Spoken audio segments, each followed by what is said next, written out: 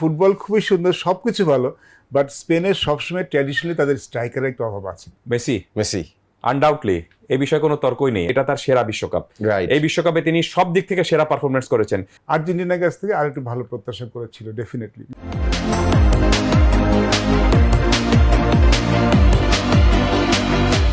এক যুগ আগের সেই পুরনো কথাটাই আজকে মানে গতকাল থেকে আজকে পর্যন্ত আমার নতুন ভাবে মনে হচ্ছে যে একটা সময় বার্সা ফ্যানরা বলতো যে ফুটবলটা খেলে বার্সা, বাকিরা খেলে কুতকুত। স্পেশালি সেই বার্সেলোনার মানে ডিএনএ থেকেই 2010 ভিসেন্ট দেল বস প্রথমবারের মতো স্পেনকে ওয়ার্ল্ড কাপ জিতিয়েছিল। সেই সময় কথাটা উঠেছিল মানে ফুটবল খেলে স্পেন, বাকিরা খেলে কুতকুত। এক্স্যাক্টলি 16 বছর পরে সেই জিনিসের আরো একটা ক্লাসিক এক্সাম্পল আমরা দেখলাম।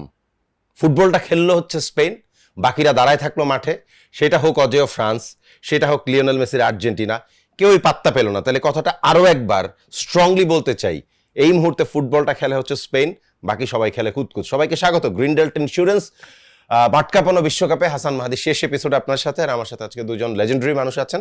একজন আছেন বাংলাদেশ জাতীয় দলের সাবেক captain, legendary man Habibul Bashar Suman. Suman ভাই, আপনাকে স্বাগত। থ্যাংক ইউ মাহাদি। এবং আমাদের টকশোর লেজেন্ড এম কায়সার ভাই, তিনি আছেন আমাদের সাথে। কায়সার ভাই, আপনাকেও স্বাগত। ধন্যবাদ আপনাকে একটু দেরি করে আসার জন্য। খুব বেশি কিছু বলবো না, এটা রেকর্ডেড শো, আমি দেরি করে আসছি এটা কেউ বুঝবেও না, কারণ দিন শেষে 7:30টায় অন এয়ার হবে। তো আমি যেটা জিজ্ঞেস করতে সেটা হচ্ছে আমার ইন্ট্রো দেওয়া শেষ একদম। গতকালকে আপনার সাথে মানে আপনার শেষ দেখা হয় নাই গতকালকে আপনার সাথে আমার, বাট এখান থেকে আসার পর থেকে আজকে সকাল 9টা পর্যন্ত মানে একটা জিনিস নিয়ে গিয়েছে যে ওয়ার্ল্ড কাপ ফাইনাল। এবং যে কথাটা বললাম যে এই স্পেনের সামনে তো দাঁড়ানো সম্ভব না। সিম্পলি আপনি দাঁড়াই থাকবেন মাঠে আর তারাই সবকিছু করবে। দাঁড়িয়েছিল তো, কেপ ভার্দে দাঁড়িয়েছিল, গোল শূন্যভাবে ম্যাচটা ড্র করেছিল এবং সেখানে তারা মর্যাদা নিয়ে ফিরেছিল। সো এই স্পেনের সঙ্গে আপনার যদি লড়তে হয় বা স্পেনকে যদি আপনার হারাতে হয়, তাহলে আমি মনে করি যে স্পেন আপনার জন্য যে প্ল্যানটা নিয়েছে, জাস্ট আপনি প্ল্যানটা রিভার্স করে দিবেন। কাউন্টার প্ল্যান খেলতে হবে। যে স্পেনের খেলার সিস্টেমটা কি, যে তারা তাদের খেলাটা খেলে এবং আপনার খেলাটা তারা নষ্ট করে দেয়। আপনি আপনার খেলাটা ভালোভাবে যাতে খেলতে না পারেন, এবং সেই ফাঁদে কিন্তু মানে ধরা পড়েছে আমি মনে করি যে আর্জেন্টিনাও। আগের ম্যাচটা দেখে তাদের একটা শিক্ষাটা নেওয়াটা উচিত ছিল, কিন্তু তারা সেই শিক্ষাটা নেয়নি। তারা যেটা করেছে, তারা আমার কাছে পুরো ম্যাচটা দেখে মনে হয়েছে যে আপনার স্পেন হলো গিয়ে আপনার অ্যাটাক করে যাচ্ছে, আক্রমণ করে যাচ্ছে, ঘুষি মেরে যাচ্ছে, আর পাঞ্চিং ব্যাগ হিসেবে শুধুমাত্র আপনার সহ্য করে যাচ্ছে পুরো আর্জেন্টিনা। আপনি দেখেন 90 মিনিটের খেলা হয়েছে এবং সেখানে একটা কোনো গোল পোস্টে শট নেই। তো এর চেয়ে দুঃখজনক আর কি হতে পারে? এবং এই দলটা ফাইনালে খেলছে। 117 মিনিটে একটা আপনি অ্যাটাক তারা করেছিল, সেখান থেকে একটা শট এসেছিল, কিন্তু যখন তারা গোল কনসিডার করে ফেলেছে, ম্যাচ বাকি আর 5 থেকে 7 মিনিটের মতো, অর্থাৎ অ্যাটাকেই তারা যায়নি, তারা শুধুমাত্র আপনার ডিফেন্স করেই পুরো জিনিসটা সময়টা কাটিয়ে দিয়েছিল। ডিফেন্স তো করেছে, সেটা বুঝলাম, ডিফেন্সও যে খুব ভালোভাবে করেছে ব্যাপারটা তাও না। প্রচুর স্পেস, প্রচুর পকেট আসলে তাদেরকে বাঁচিয়ে দিয়েছেন আপনার গোলকিপার এমিলিয়ানো মার্তিনেজ বাঁচিয়ে দিয়েছে। শোন ভাই, মার্তিনেজ আসলে বাঁচিয়ে দিয়েছে বলতে তিনি ট্রাই করেছেন। আমাদের বাংলাদেশের গোলকিপার কাতারের বিপক্ষে ম্যাচে আমি জিকোকে দেখেছি, জিকো একটা ম্যাচে 10-12টা সেভ দিয়েছিল, তারপর বাংলাদেশ 6-0 গোলে ম্যাচ হেরেছে। এরকম 6-0 হইতে পারতো, কারণ হচ্ছে 20টা শট নিয়েছে স্পেন, 22টা, পরে আমি দেখলাম 22টা, এর মধ্যে অন টার্গেট 12টা, গোল হয়েছে মাত্র একটা, সেখান থেকে অন্তত পক্ষে 6টা গোল হতেই পারতো। মানে এরকম বাজে ফাইনাল আপনি আপনার জীবদ্দশায় দেখেছেন? একতরফা আর কি, একতরফা, এটাই বাজে বলছি যে মানে ফাইনাল না, ইট আনফরচুনেট ইন দ্য সেন্স ফাইনালটা আমরা তো চাই যে আসলে আমরা যারা মানে ফুটবল ফ্যান, অত ক্রিটিক না, মানে অত টেকনিক্যাল ব্যাপারটা আমি আসলে অত ভালো বুঝি না, ভালো বুঝতে পারবো, বাট আমরা যারা ইন জেনারেল ফ্যান, যারা মানে ফুটবল খেলা আনন্দ নিয়ে ফুটবল খেলা দেখতে বসি, তারা একটা ভালো খেলা দেখতে বসেছিলাম। ফাইনাল অবভিয়াসলি যে জিবে আসুক, আর্জেন্টিনা ভালো খেলে ফাইনাল এসছে, স্পেনও ভালো খেলেছে, বাট ফাইনালটা একটু জমজমাট ফাইনাল খেলা আশা করেছিলাম। একটা তো মাথায় ছিল যে যেহেতু ফাইনাল খেলা, কোনো টিম ট্যাকটিক্যালি একটু রক্ষণাত্মক খেলতে চায় গোল না দিয়ে। আমরা এর আগে একটা ফাইনাল দেখেছি, প্রবাবলি যেটায় জার্মানি চ্যাম্পিয়ন হয়েছিল 1990, ওই গল্পটা আনবো আমি। ঠিক ওরকম একটা খেলা মানে হচ্ছিল, বাট ওইটা এতটা ফাউল হয়নি। মানে কালকের ম্যাচটা একটু বেশি রাফ খেলা হয়েছে, মানে আমার কাছে মনে হয়েছে এক্স্যাক্টলি। বাট ওই খেলাটাও, ওই 90 সালের খেলাটাও কিন্তু এরকমই ছিল, মানে অনেক ডিফেন্সিভ, রক্ষণাত্মক। আমরা ওই খেলাটা দেখে অতটা মজা পাইনি। বাট কালকে খেলাটা আসলে স্পেনের খেলা দিয়ে ভালো লেগেছে, ডেফিনেটলি দে আর ফ্যান্টাস্টিক, মানে পুরো মানে ছবির মধ্যে খেলা যেটা বলি সেটা হয়েছে। আর্জেন্টিনার কাছ থেকে আর একটু ভালো প্রত্যাশা করেছিল ডেফিনেটলি। মানে একটা তো ট্যাকটিক্স থাকি অপোনেন্টকে আটকানো, বাট যখন এটা একটু মানে ফিজিক্যাল হয়ে যায় তখন আসলে অতটা ভালো লাগে না আর কি, আমার কাছে অতটা ভালো লাগে না। এক্স্যাক্টলি না, প্রচুর এই ফিজিক্যালটা কেন গেল আর্জেন্টিনা, এই ফিজিক্যালে কেন গেল এর আগে? কাসিম ভাই, আমি আপনাকে প্রশ্নটাই করি আর কি, আরেকটু ট্যাকটিক্যাল অ্যাসপেক্ট থেকে আমি প্রশ্নটা করতে চাই। প্রশ্নটা হচ্ছে গিয়ে যে আর্জেন্টিনা দলের 3টা পরিবর্তন, ইংল্যান্ডের বিপক্ষে আপনি যেভাবে খেলিয়েছেন, যেখানে সুলিয়ান আলভারেজকে তো উপরে খেলিয়েছেন, এই পাশে খেলেছেন যে জুলিয়ানো সিমিওনেকে, নাহুয়েল মলিনা ছিল আপনার ফুলব্যাক, সিমিওনে ছিল সামনে, আপনি মানে 4-4-2 ফরমেশনে খেলেছেন। একটু মাচ মোর আপনি নিকো গঞ্জালেসকে খেলানোর আগের ম্যাচে আপনি শুরু থেকে পারেদেসকে খেলিয়েছেন।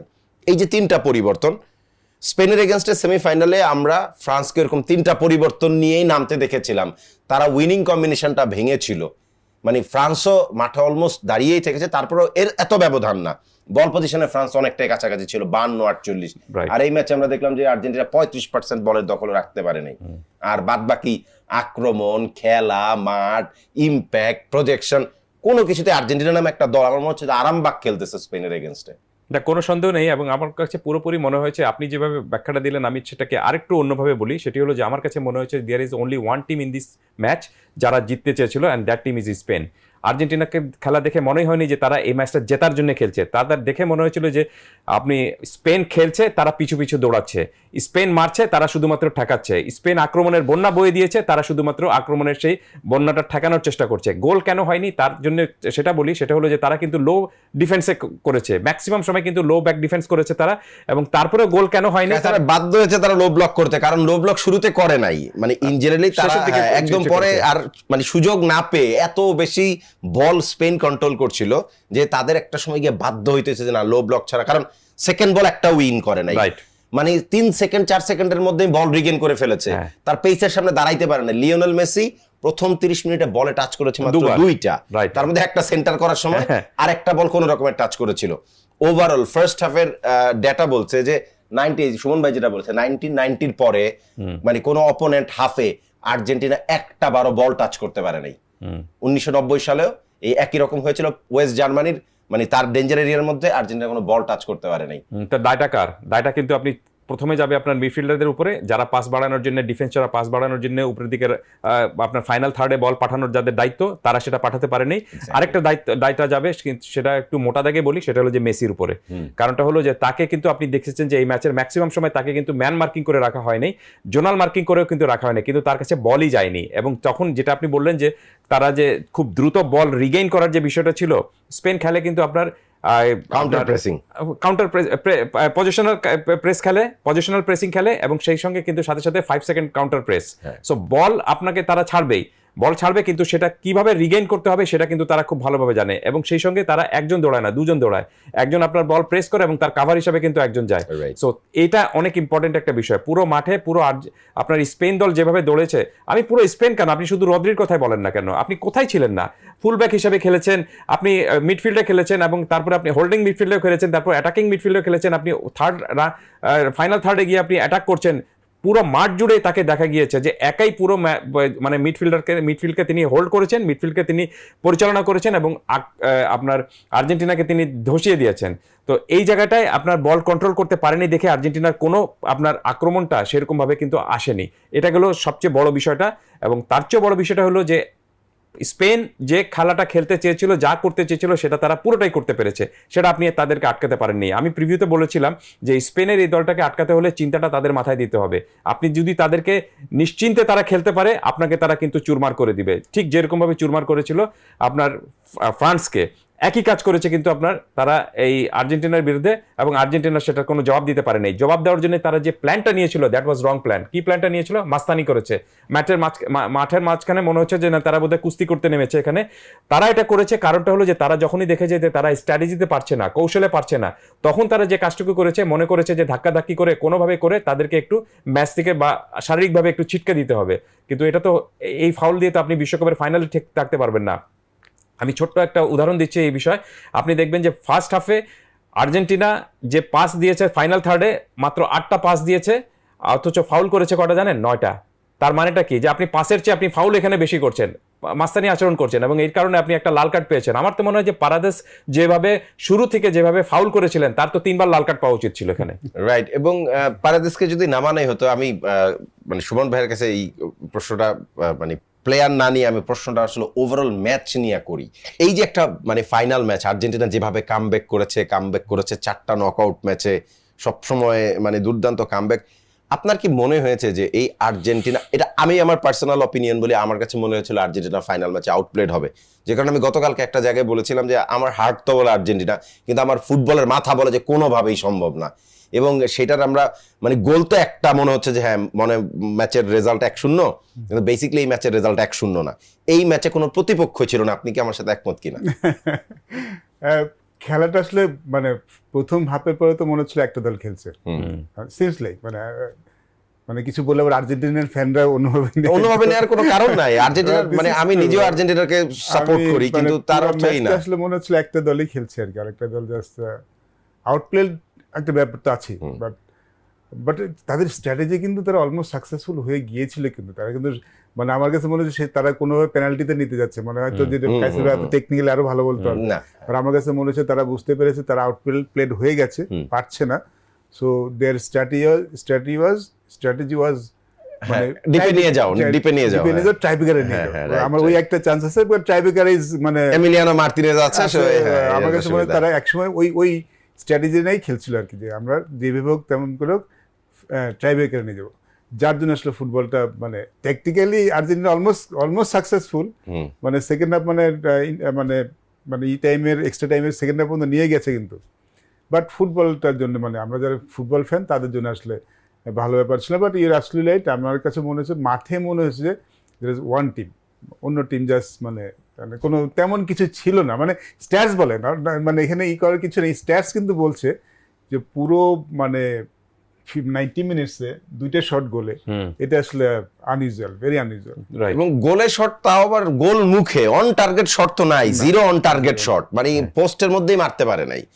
এবং একটা সুযোগ তৈরি হয়েছিল কায়সার ভাই, একটা হেডারও ছিল, সে হেডারটা বাইরে হয়েছে, এবং জুলিয়ানো সিমিওন একটা কঠিন চান্স, বাট লাক লাগে, যদি জুলিয়ানোর সেই গোলটা হয়ে যেত খেলাটা ডেফিনেটলি টাই ব্রেকার পর্যন্ত চলে যেত। রাইট, সেটা চলে যেত। এবং আপনি 117 মিনিটে কিন্তু দুটো অ্যাটাক হয়েছে, মেসি কিন্তু অ্যাটাক করেছিলেন, একটা কর্নার কিক থেকে এসেছে এবং একটা ক্রস থেকে তিনি কিন্তু বল বাড়িয়েছিলেন। বাট সমস্যাটা হলো যে আপনি যার কাছ ওই সেই সময়টায় আপনার স্পেন যে ডিফেন্ডটা যেটা করেছে, আপনি পুরো টুর্নামেন্ট জুড়ে তারা মাত্র একটা গোল খেয়েছে, তো পুরো টুর্নামেন্ট জুড়ে যে দলটা একটা গোল খাবে সেই দলের ডিফেন্ড তো আপনি নিশ্চয়ইভাবে ডিফেন্ডারদেরকে একটা কৃতিত্ব দিতেই হবে।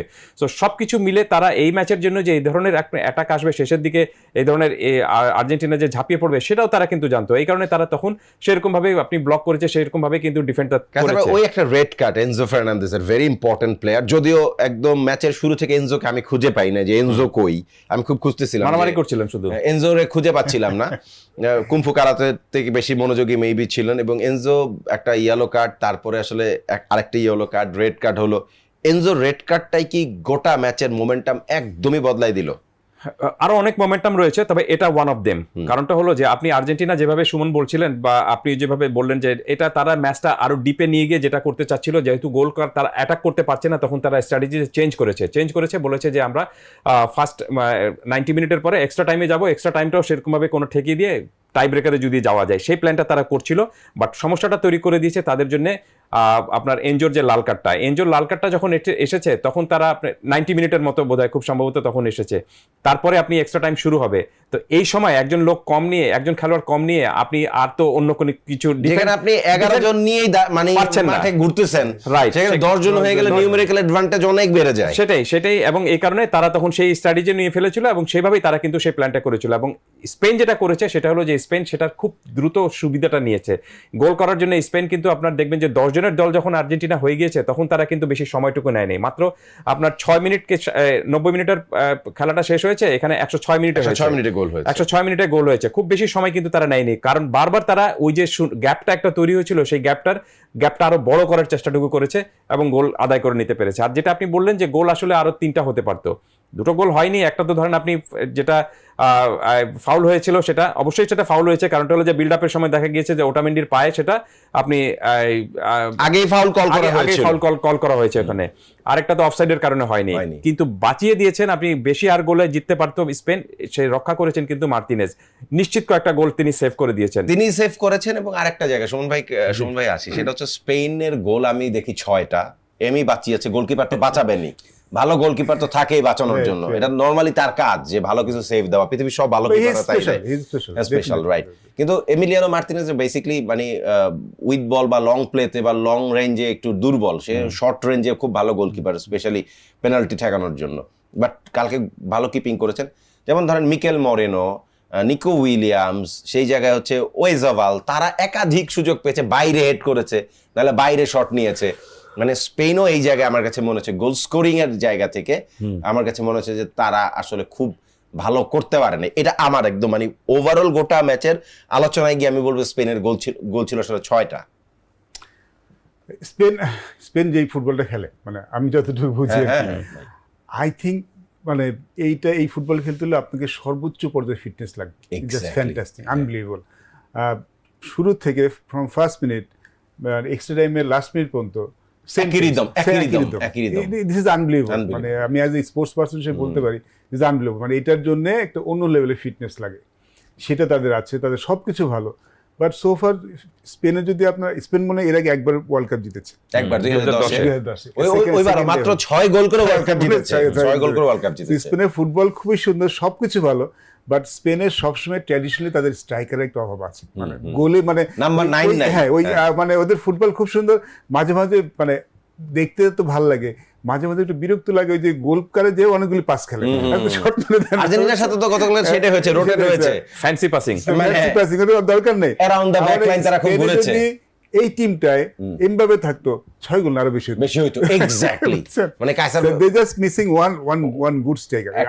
আগে আর্লিং হল্যান্ড হইলেও তাই হইতো, আর তাই হতো। আগে ডেভিড ভিয়া ছিল, বাট সেও এত মানে ডেভিড ভিয়া তো বেসিক্যালি উইঙ্গার, সেটা নাম্বার 9 পজিশনে খেলে না, এরকম না। আর যদি হল্যান্ড আর এমবাপে এই টিমে থাকে 6 গোল কেন আরো বেশি হতো, রাইট। কাইসার ভাই, সুমন ভাই একটা দারুণ কথা বলেছে যে এখানে যদি একটা পারফেক্ট নাম্বার 9 থাকতো, তারপর স্পেন এবার 2010 এর তুলনায় অনেক গোল করেছে আসলে। না, 14টা গোল করেছে তারা, 8টা ম্যাচে 14টা গোল করেছে, কিন্তু তার চেয়েও বড় বিষয়টা হলো যে গোল খেয়েছে কটা, একটা। আমি সবসময় কিন্তু এটাই বলে থাকি, বা এটা যে কোনো কোচ কিন্তু আপনি দেখবেন যে এই জিনিসটাই বলে থাকে, যে আপনি গোল কত করলেন তার চেয়ে বড় বিষয়টা হলো যে আপনি গোল কত কনসিড করলেন, সেটার উপরে নির্ভর করে কিন্তু আপনার ডিফেন্স কত দূর এবং আপনি যাবেন কত দূর। আপনাকে স্ট্রাইকার একটা দুটো ম্যাচ জেতাবে, উইঙ্গার একটা দুটো ম্যাচ জেতাবে আপনার গোল করে, কিন্তু আপনি যদি বিশ্বকাপ জিততে চান, আপনি যদি ট্রফি জিততে চান, তাহলে কিন্তু আপনার ডিফেন্সটা ঠিক রাখতে হবে, এবং ডিফেন্স ঠিক রাখা মানেটাই হলো যে ডিফেন্ডাররাই আপনাকে কিন্তু বিশ্বকাপটা জেতাবে। এবং হয়েছেও তাই, এখানে হয়েছে তাই। আপনি ইউনিক একটা রেকর্ড না যে আপনি 8টা ম্যাচ খেলেছেন, মাত্র একটা গোল কনসিড করেছেন আর 14টা গোল দিয়েছেন।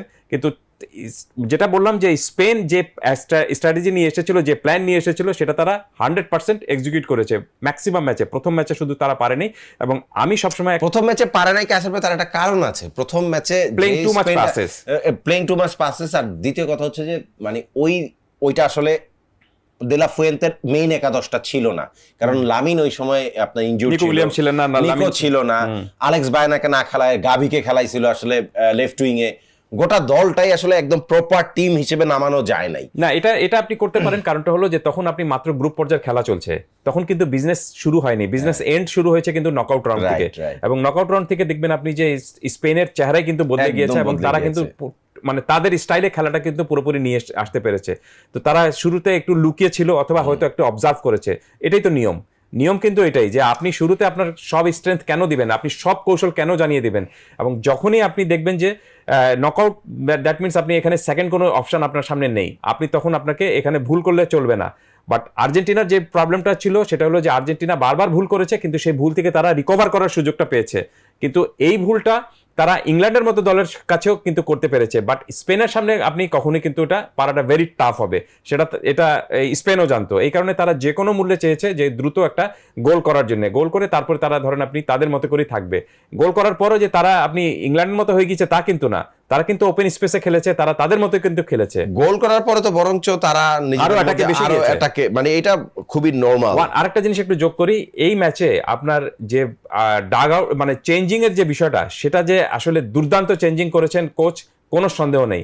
আপনি দেখুন আপনি কাকে তুলে নিয়েছেন? রদ্রিকে কিন্তু একসময় তুলে নিয়েছেন আপনি ওজারওয়ালকে তুলে নিয়েছেন, যিনি কিন্তু এই বিশ্বকাপে দলের হয়ে সবচেয়ে বেশি গোল করেছেন, 5 গোল করেছেন, দলের হয়ে সবচেয়ে বেশি গোল করেছেন, এবং তাকেই মানা হয় যে আপনি নাম্বার 9 হিসেবে তিনি খেলেন, তিনি মূল স্ট্রাইকার খেলে থাকেন, কিন্তু তাকেও কিন্তু তুলে নেওয়া হয়েছিল। কাদেরকে নামানো হয়েছিল? যাদেরকে নামানো, এই যে সুমন ভাই যে বললেন যে এত কেন ফিটনেসটা, আপনি 90 মিনিটের পর আপনি 130 মিনিট খেলতে পারবেন না, ওই স্ট্রেংথ আপনি দিতে পারবেন না।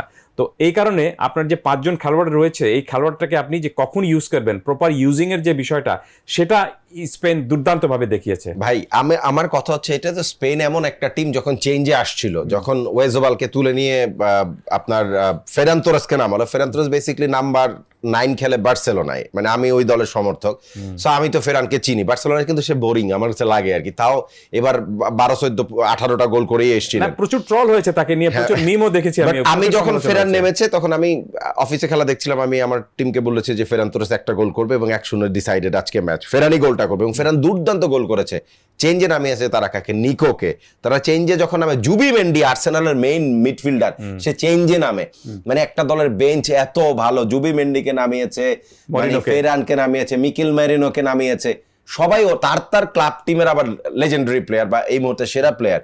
সো এত ভালো বেঞ্চ নেওয়ার পরে আমি প্রশ্নটা আসলে, স্পেন ইয়াং এনার্জেটিক, 2024-এর ওয়ার্ল্ড কাপ ইউরো জিতেছে, 2026-এর ওয়ার্ল্ড কাপ জিতলো, 2008-এর ইউরো, 2010-এর ওয়ার্ল্ড কাপ, 2012-এর ইউরো, এটা স্পেন ছাড়া আর কারো এই কৃতিত্ব নাই। আমি প্রশ্নটা করতে চাই হচ্ছে, মানে লিওনেল মেসি, একটা মানে এটা শেষ প্রশ্ন দুজনের কাছে একটু জানতে চাবো লিওনেল মেসিকে নিয়ে, যে এবং ফাইনালি 1986 ওয়ার্ল্ড কাপটা ছিল মারাদোনার, 1990 ফাইনালে উঠেছিল আর্জেন্টিনা, খুবই বাজে ফুটবল খেলে। অনেকটাই সিমিলারিটি আমি পেয়েছি সুমন ভাই, এবং আমি এই কারণে ফাইনাল ম্যাচে সবসময় স্পেনকে এগিয়ে মানে আমার হিসেবে এগিয়েছিল। লিওনেল মেসির শেষ বিশ্বকাপ, লিওনেল মেসির সম্ভবত শেষ আন্তর্জাতিক ম্যাচ, আমরা হয়তোবা তাকে আর ওয়ার্ল্ড ফুটবলে মানে MLS-এ দেখবো কিনা আমি জানি না, সেটা নিয়ে একটু সন্দেহ আছে।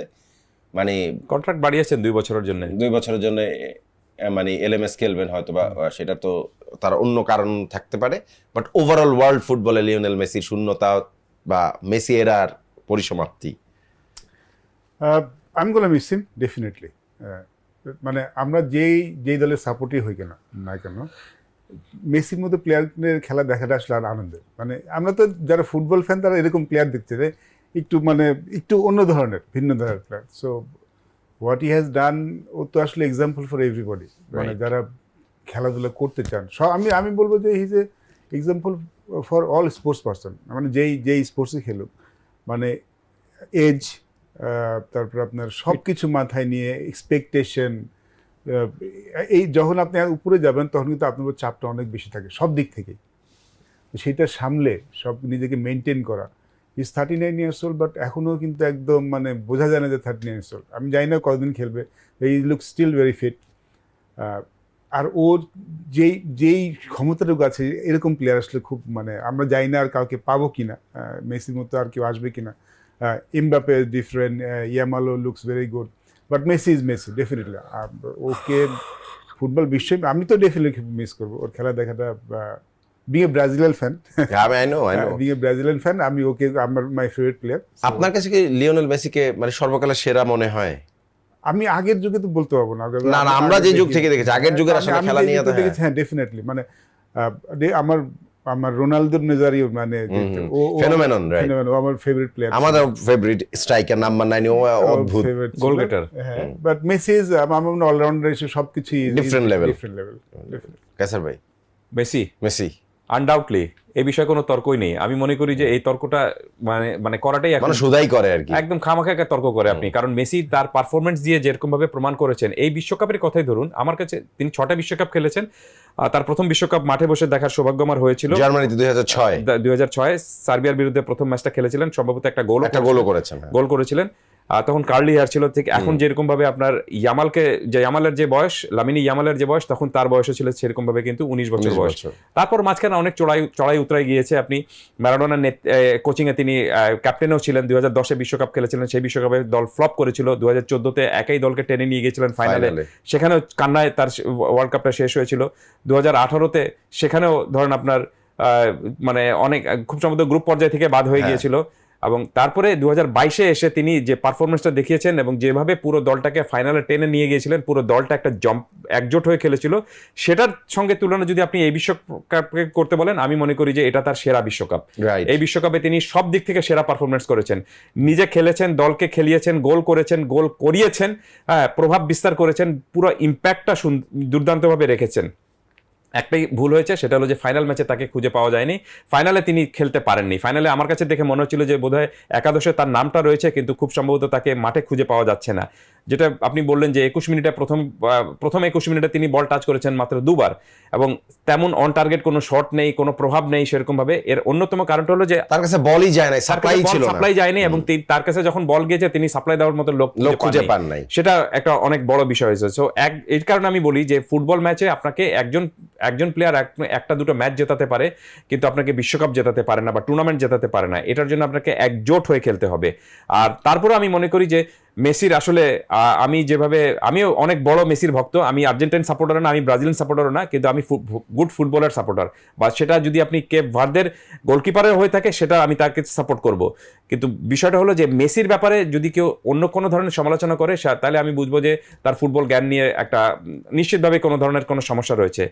মেসি সত্যিকার অর্থেই আপনি গড গিফটেড, এবং সত্যিকার অর্থেই ধরেন আপনি আনপ্যারালাল, এই বিষয়ে কোনো সন্দেহ নেই। তার রেকর্ড প্রমাণ করছে, তার পারফরমেন্স প্রমাণ করছে, এবং ধারাবাহিকতা প্রমাণ করছে। This is the most important জিনিস। আপনি দেখবেন যে ওয়ান ম্যাচ ওয়ান্ডার অনেকে হয়, ওয়ান সিরিজ ওয়ান্ডার অনেকে হয়, ওয়ান টুর্নামেন্ট ওয়ান্ডার অনেকে হয়। আপনি বলেন পাওলো রসি যে খেলেছিলেন আপনার 82 ওয়ার্ল্ড কাপে, তখন তাকে নিয়ে তিনি আপনার গোল্ডেন বুটও জিতেছিলেন, একটা বিশ্বকাপ দলকে জিতিয়েছিলেন, কিন্তু তারপরে তাকে নিয়ে কোনো আলোচনা হয়েছিল? সেরকমভাবে পেয়েছেন? ক্লাব পর্যায়ে সেরকমভাবে পেয়েছেন? পাননি। কিন্তু মেসিকে নিয়ে আপনি যদি চিন্তা করেন, আপনি বার্সেলোনায় তিনি দুর্দান্ত খেলেছিলেন, আপনি যখন তিনি আমেরিকায় খেলতে আসলেন মিয়ামিতে, সেখানেও দলকে চ্যাম্পিয়ন করেছেন, ফুটবলকে জনপ্রিয় করছেন তিনি, করেছেন অলরেডি। এবং সবচেয়ে বড় বিষয়টা হলো যে আনন্দ দেয়, তার খেলাটা মানুষকে আনন্দ দেয়, সেটা প্রতিপক্ষকে আনন্দ দেয়। এই যে ব্রাজিলিয়ান সাপোর্টার কিন্তু তারপরে মেসির খেলা দেখে আনন্দ পাচ্ছেন, এই চেঞ্জটা তিনি কিন্তু নিয়ে এসেছেন। সো মেসির কাছে আমি এই বিশ্বকাপেও মেসির আসলে কান্না দেখতে চাইনি, আমি মেসির হাসির দেখতে, তিনি যে গোল করার পর যেরকম ভাবে আনন্দ উল্লাস করেন, সেটা দেখে কিন্তু মানুষের বেশি মানে আনন্দের স্ফুরণটা বেশি হয়। কিন্তু এই মেসির চোখে কান্না, আমি মেসির চোখে অশ্রু জলটা দেখতে চাইনি। কিন্তু তারপরে বাস্তবতাটা আপনাকে মেনে নিতে হবে। আমার কাছে মনে হয়েছে যে এই ট্রানজিশনটা খুব ভালো হয়েছে। এই যে মেসি এবার কাঁদছেন, হাসছেন কে? মেসির মতো কিন্তু আরেকজন কিংবদন্তি তৈরি হবেন যিনি, ইয়ামাল, তিনি কিন্তু হাসছেন, এবং তার বয়স কিন্তু এখন 19 বছর বয়স। একই ক্লাবে তারা একই জার্সি, 19 বছর বয়স, 19 নম্বর জার্সি পরতেন, একই লামেসিয়া, সেখান থেকে তাদের মানে ফুটবল শেখাটা হয়েছে। সো আমার কাছে মনে হয়েছে যে ঠিক যেরকম ভাবে ব্যাটন চেঞ্জ হয় না, আপনি দেখবেন যে যুদ্ধে বা যে কোনো জায়গায় আপনি একটা ব্যাটন চেঞ্জ করা হয়, যে ক্যাপ্টেন আমি ছিলাম, তোমাকে ক্যাপ্টেন্সি দিয়ে চলে গেলাম, লেগেসিটা দিয়ে গেলাম, উত্তরাধিকারটা দিয়ে গেলাম, কিংবদন্তির যে একটা মানে উত্তরাধিকার রয়েছে, সেটা আমি দিয়ে গেলাম। তো আমার কাছে মনে হয়েছে যে এই বিশ্বকাপটা সেই জিনিসটাই আমাদেরকে কিন্তু শিখিয়ে দিয়ে গেল, যে মেসির হয়তো ক্যারিয়ার শেষ, মেসির হয়তো এবার সাফল্য তিনি পেলেন না, কিন্তু যে লিগেসিটা তিনি দিয়ে গেলেন ইয়ামালের কাছে, সেটা খুব দুর্দান্তভাবে হয়েছে। আমার কাছে মনে হচ্ছে যে এই বিশ্বকাপ থেকে এটাই সবচেয়ে সুন্দর একটা দৃশ্য। খুব সুন্দর দৃশ্যটা আরেকটা, সেটা হলো যে আপনি যখন মেসিকে আপনার ইয়ামাল এসে জড়িয়ে ধরে তাকে একটা সান্ত্বনা দিচ্ছিলেন, এবং দুজনেই কিন্তু অনেকক্ষণ ধরে একজন আরেকজনকে জড়িয়ে ধরেছিলেন।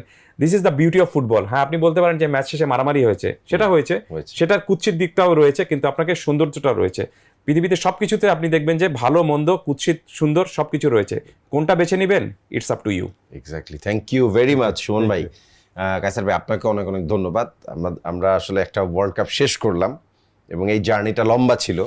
মানে 48টা দল, 104টা ম্যাচ, 64 থেকে হঠাৎ করে 104 ম্যাচের ওয়ার্ল্ড কাপ হয়ে গিয়েছে। লম্বা, বাট কিভাবে যেন সময় চলে গেল। আমার কাছে শুরুতে মনে হচ্ছিল একটু বোরিং হবে, কিন্তু সেই বোরিংটা হলো না। আপনি যেখানে থাকবেন সেখানে তো বোরিং হওয়ার প্রশ্ন আসে না। আপনার সাথে প্রচুর প্রোগ্রাম করেছি আমরা, প্রচুর কথা বলেছি, হয়তো অনেক সময় আপনার সাথে মতের মিল হয়নি, কিন্তু তারপর আপনি সেটা মেনে নিয়েছেন এবং আমাদের সবাইকে নিজের মত প্রকাশের সুযোগটা দিয়েছেন। এজন্য আপনাকে অনেক ধন্যবাদ। এবং আপনি জানেন যে এই সেমিফাইনালের পর থেকে যখন সবাই নিয়ে আলোচনা করছিল কে চ্যাম্পিয়ন হবে, আপনি নিশ্চয়ই মনে রাখবেন যে আপনার সাথে যতগুলো প্রোগ্রাম আমি করেছি, সেখানে কিন্তু আমি স্পেনকে এগিয়ে রেখেছিলাম। কেন এগিয়ে রেখেছিলাম? এই কারণে কিন্তু আর্জেন্টিনার অনেক সাপোর্টারদের কাছ থেকে আমার কিন্তু কথা শুনতে হয়েছে, কিন্তু আমি এগিয়ে রেখেছিলাম যা শুধুমাত্র আপনার স্পেনের দলীয় শক্তির কারণে। Right, exactly. সুমন ভাই, আপনারও কি স্পেনই ফেভারিট ছিল?